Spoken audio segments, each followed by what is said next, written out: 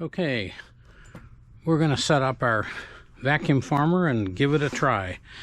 This is the main setup, clamped to the workbench here, and the shop vac is plugged into the bottom. So looks like we're ready to go. What we'll first do is to load a picnic plate into our vacuum former. We just set that on there, kind of centered up. Put our adapter ring down. Put the clamp on. Set that. Tighten the little wing nut here.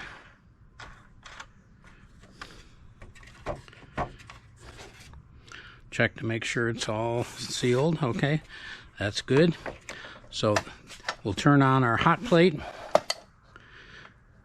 and I use this little chimney to focus the heat right onto the plate without touching the hot plate. So we'll just let that warm up, and it won't take long. I guess today we'll see if we can pull over this little shape that is a cover for a power supply. So we just got to wait for this guy heat up a little bit more. And then what we can do is we carefully set this on the heater like that.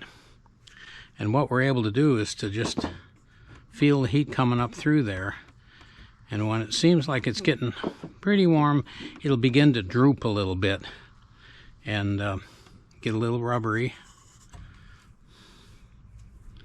It's got to get pretty warm. Still a little bit more to go. All right, I'm going to turn this vac on.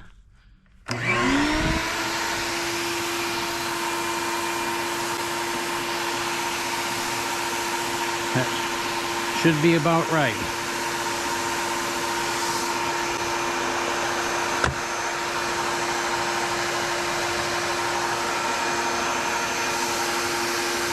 Well, we can reheat it.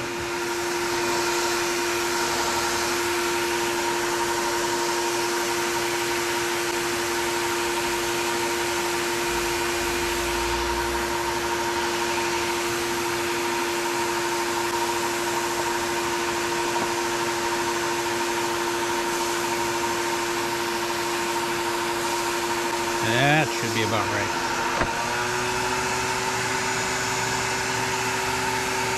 See how nice that pulled down? That's a perfect one. Let's shut the heater off. We won't use that for a minute. Just let the vac run so we can feel that's cooled. Shut that off. Oh, look at how nice and tight that is. That's a perfect pull. I wish everyone was like that. You have to experiment with the heat.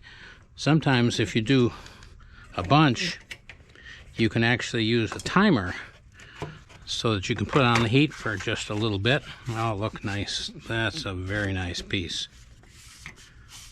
And the easy way to get this out is to use a little compressed air to get behind it without crunching anything, and we'll get a perfect part. Look at that. Represents just exactly what the mold. This is a good example.